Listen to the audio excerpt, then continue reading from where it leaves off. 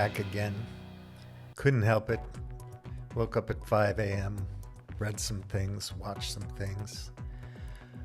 My habit is to read a book before I go to sleep at night. Sometimes I watch a movie.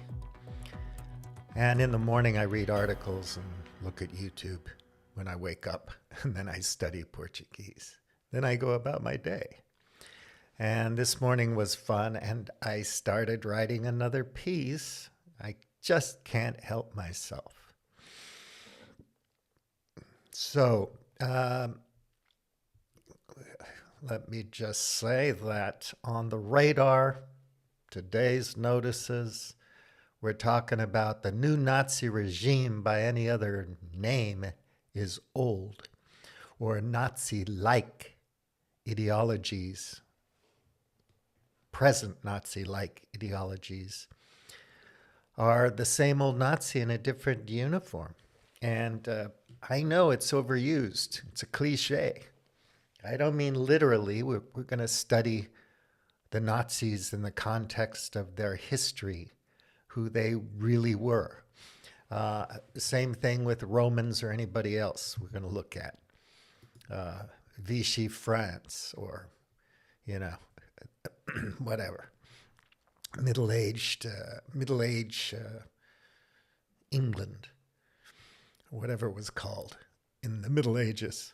Anyhow, yeah. So it's the more I look into this, and so I've read a lot of books about World War II. It's an interesting subject. And I have learned a few things about the Waffen-SS and Heinrich Himmler, some of the other characters in the story. And the more I see what's going on in the Middle East, the more I just can't help but make the connection to see the rhyme, the history rhyming in what's going on there today. And it drives me nuts. I just can't stand it. I want civilization to be better than this. And so it's kind of heartbreaking for me, really. I can't help it. I wish I didn't care, but I do. So anyway, I'll go off camera and introduce you to a few highlights of what I pitched today and let you go. So have a wonderful weekend. Take good care. William T.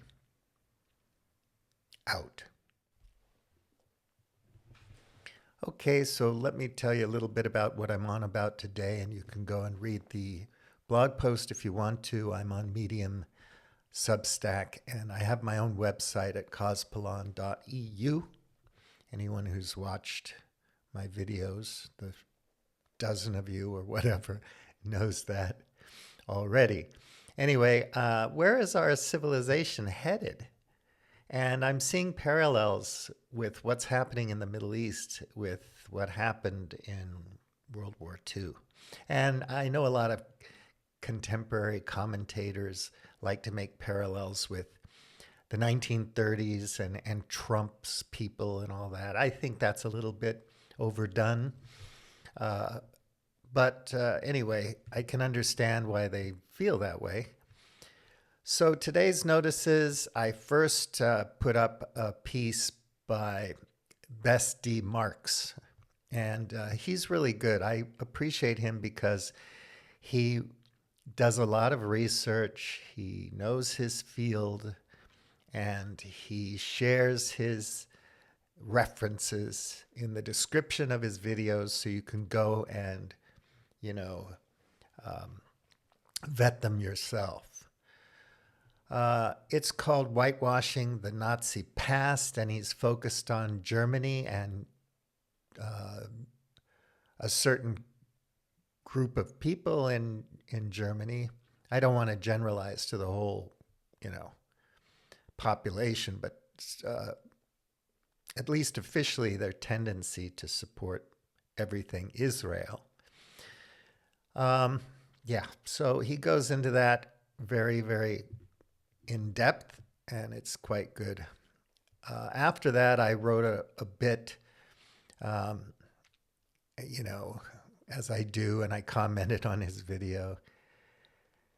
And I said, I won't read the whole thing, but after the Soviet Union broke the back of the German military during World War II, the United States swooped into Europe like its savior.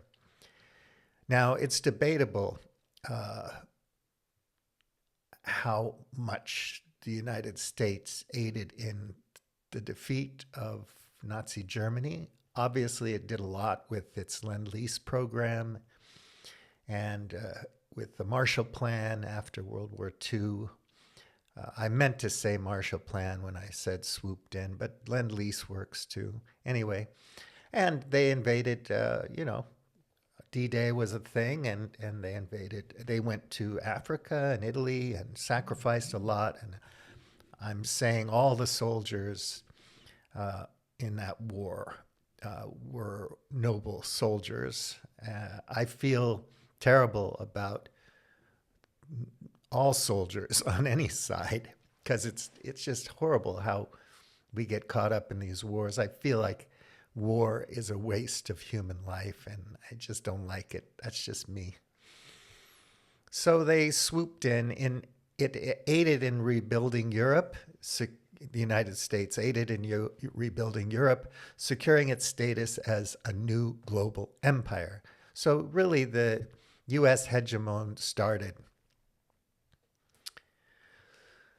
after World War II, and that was when Israel was founded as well.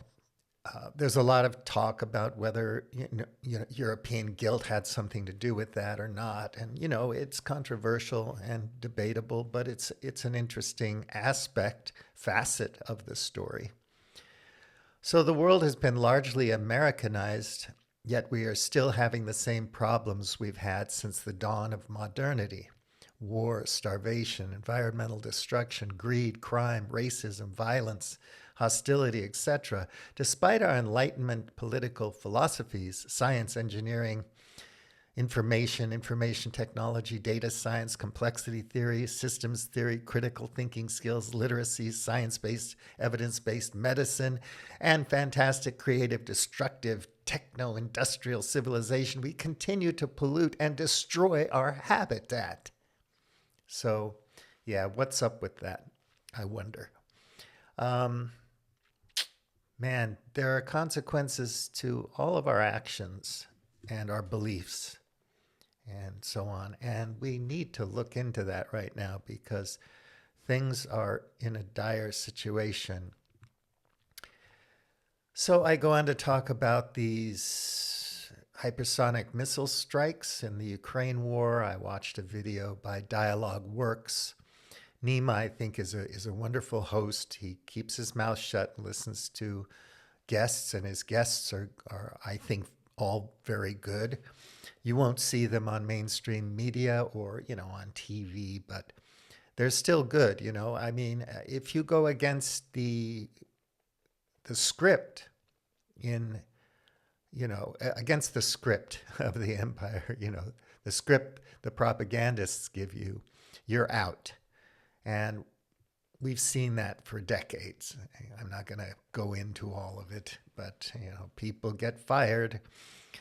Chris Hedges and talk show hosts and whatever. If you've seen it now. I mean, recently people get doxxed and canceled and fired if they're sympathetic with Palestinians, or if they feel that it's kind of sad that all these children and innocent people are being killed. So it's disgusting narrative, and it really drives me nuts. But this piece is good. So he's talking to Professor Ted Postal about the Russian attacks on Ukraine by hypersonic missiles. Now that's scary to me. If you have ICBMs in a war, that we've never used ICBMs before in a war, it's scary because you can't shoot those things down. And they could be armed with nukes. It's bad, folks. I don't know why we're sitting on our hands here. We should be standing up and saying, we got to sort this shit out, make peace. But so many people are just hawks and they love war. They're dogs of war. They're all warriors in their own minds. You know, their daddy was in World War II or their uncle was in Vietnam or whatever. And they romanticize all of this stuff. I played cowboys and Indians. I played World War II soldier games when I was a kid in Ireland and in Colorado. I played with toy soldiers. What boy didn't, I guess? Anyway, you get over it. You grow up. You learn things. And, I just can't stand war. So, they had a couple clips with Fox News experts, and it just makes me sick. I can't watch any of that stuff anymore. I can't watch it for 2 seconds because once you see the lies, once you're aware of the lies, it's just too painful to listen to them repeated over and over again ad nauseum. So on his video, I commented, look up Orientalism. Dehumanization is one of the West's favorite tools. Have you read any books about World War II? Do you know about Heinrich Himmler? Do you know about the Waffen-SS? They say that history rhymes. The parallels are impossible to ignore unless you are brainwashed, unless you're a brainwashed true believer. I'll let you read it. Next, I went to If You Want to Help the World, Focus on Fighting the Empire, Caitlin Johnstone again.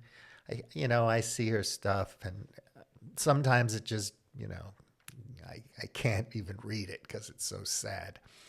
But, she has a point. This time she used as a metaphor TV shows.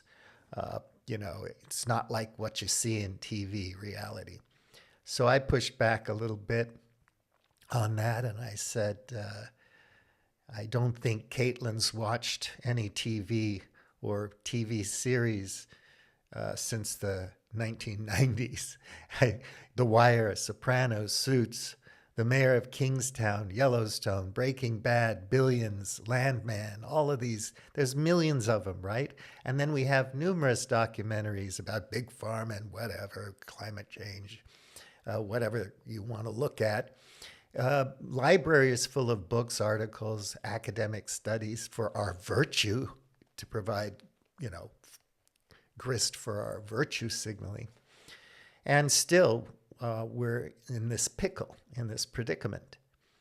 So I just point out that we've worshipped stories about evil since the dawn of civilization thousands of years ago, or at least violence and heroic violence. And, you can pick your favorite mythologist to learn about that stuff. I love mythology.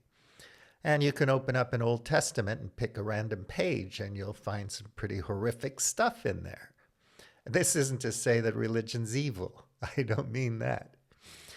But we love illusions. We love getting tricked. We love our con men and our gangsters. I always say that. We just do. We love them. We worship them. We lionize them. That's why we have Donald Trump as president. And that's why we have Elon Musk in his administration. This insane con man loser. He's brilliant in the sense that he's a brilliant con man. In power now in the U.S. administration, an illegal immigrant who became a billionaire, grifting people's technology and, aping old technology. Anyway. So where do civilized people's values come from, and could we appreciate a different set of values? I move on to great new video with Ronald Hutton. He's an incredible writer. He's interested in paganism and shamanism, but he's written on history, a lot of books. I've read quite a few of his books, and I love him. I think he's great. I wish I were his neighbor. I'd like to have tea with him and chat with him every afternoon. So anyway, that's a really interesting video about paganism and how Victorian and Edwardian people saw it. How they their history of it, his story, their narrative, trying to make sense of paganism. And then my bonus share is If Books Could Kill. It's a podcast. If you love books, I think you'll like this podcast. These two young guys, Peter and Michael, are excellent. They have a good sense of humor. They delve into things. They're contemporary. And most of the time, I agree with their take at the moment.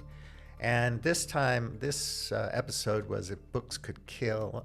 Sam Harris's The End of Faith. They critique that. And I must admit that I was enamored by The New Atheists long ago and got over it. I used to listen to Sam Harris's podcast, but it became so irritating that I stopped. I started reading The End of Faith and put the book down after a few chapters. His book offered me no new insights on the subject. So, if you've listened to some of my videos in the past, I've taken the piss out of Sam Harris gently because he annoys me to no end. So anyhow, I paraphrased the guy I quoted in my last piece. I became interested in things. I become interested in things and then I get over it. So that's my life. Bounce back to my default core being and move on. So basically, I am what I am. And I keep bouncing back, however hard I try to understand points of view that I find repulsive. I keep bouncing back to my own core kind of beliefs and feelings about things while I'm trying to learn about factual things, like how nature works. And that includes, on a more abstracted level, how society works, how people think, and all that kind of thing. So anyway, that's it for today, and I hope you enjoy what I've shared, and have a great weekend. Take good care. Bye-bye.